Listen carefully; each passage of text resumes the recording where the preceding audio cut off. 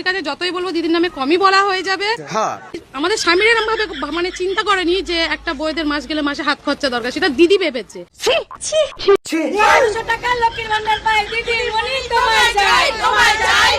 এইসব গাল ছাড়ের আলাপ দিতে আসবেন না।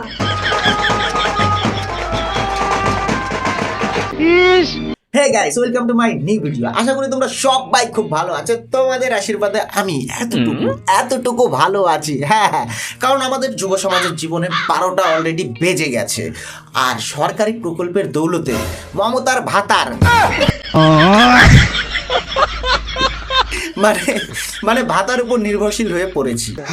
আজ কথা বলবো আমাদের রাজ্যে দুটি সুপার হিট ব্লকবাস্টার স্কিম নিয়ে। একটা হলো মা বোনদের জন্য লক্ষ্মীর ভান্ডার। আমারে দেখে কি বোকা চোদা মনে হয়? এটা কি আসলে লক্ষ্মীর ভান্ডার? কমেন্টে জানাবে। আর একটা হলো শিক্ষিত বেকার যুবকদের জন্য যুবশ্রী প্রকল্প। সঠিক বলেছেন। তো চলো বেশি কথা না বাড়িয়ে ভিডিওটি শুরু করা যাক।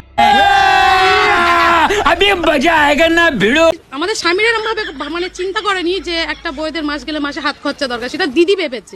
বলি কি দিদি, দাদার দেওয়া মাথায় যে শীতিতে রাঙ্গা রংটা আছে না, সেটাও মুছে দাও। ওই দিদির সবুজ রংটা লাগাই নাও। ওই রকম স্বামী না রাখাই ভালো, যে বইয়ের মর্ম বোঝে না। এবার যাও দিদির দোয়া 1700 টাকা নিয়ে 1 মাস চলে দেখো গা দাদাকে ছাড়া। বাকলিংবাজি বন্ধ হইয়া পদের চাম শুকাইয়া কিশমিশ হয়ে যাবে। তোমরা ছাতা ভাত খাও না গু খাও। ওই যে 1700 টাকাটা পাচ্ছ, সেটা তোমার আমার দেওয়া ট্যাক্সের টাকা, যেটা এই টারবাইনের মতো ঘুরাই ঘুরাই আবার সেই তোমাদের হাতেই দিচ্ছে। মানে ব্যাপারটা কেমন হয়ে গেল বলো তো? নিজের গায়ের রক্ত বিক্রি করে সেই টাকা দিয়া হরলিক্স কিনে খাওয়ার মতো। নিঃসন্দেহে তুই ঠিক কথা বলেছিস। স্বনির্ভর হচ্ছে ওনার জন্য। আমাদের স্বামীদের কাছে 10 টাকা 5 টাকার জন্য হাত পাততে হতো। বলি কি ঠাকুমা, ওইটাকে স্বনির্ভর বলে না, ওইটাকে ভাতা নির্ভর বলে। বলি কি ঠাকুমা, তুমি তো স্বনির্ভর না, তুমি তো ডিজিটাল নাতনি নির্ভর।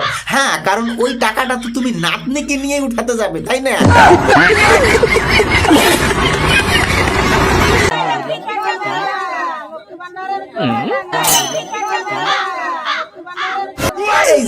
এই শব্দটাই কানে শুনলে আমাদের মতো যুব সমাজের কানে একটাই আওয়াজ বাজে। সেটা কি বলতো? আমাদের বিয়ে হবে তো, আর হবেই বা কি করে? এখন তো সব শাশুড়িরা মানে হবু শাশুড়িরা নিজের উপর স্বনির্ভর। আর পোলা যদি ভাতা পায় মাসে 1500 টাকা, তাহলে কি বিয়ে দিবে? আমার বাল দিবে না, আবার দিতেও পারে। যারা এই ক্যামেরার সামনে উল্লাসিত হয়ে বলে, তারা দেখা গেল ভাবলো পোলা তো আমার ভাতার পার্টির লোক।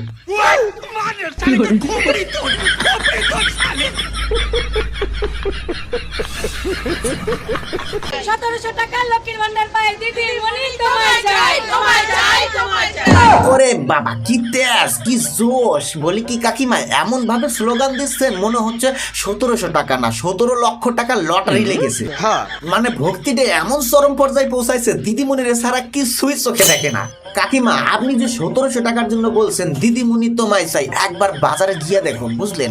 ওই 1700 টাকায় 1 বস্তা চাল আর 2 কেজি সরিষার তেল কিনলে পকেট একেবারে ফাঁকা হয়ে যাব। তখন কিন্তু চালের দামটা একদম হুট করে ভূমিকম্পের মতো বদলে যাব। তখন একটাই স্লোগান বাইরেব, সেটা কি বলতো? দিদিমণি আমায় বাঁচাও, চালের দামটা একটু কমাও।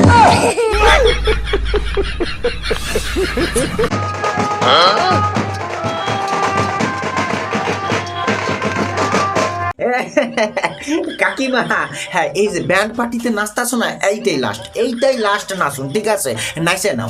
শোক তুলে দেখো না কে এসেছে, নতুন করে আবার বিয়ের সানাই বেজেছে।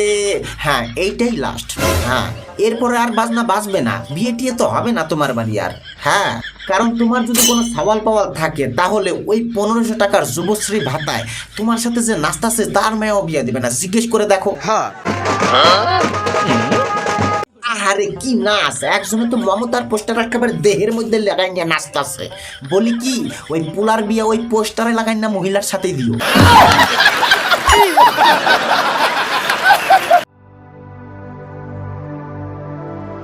আচ্ছা, বাংলার যুব সমাজ দিনের পর দিন বছরের পর বছর হাড় ভাঙা খাটুনি দিয়ে পড়াশোনা করেছে কেন?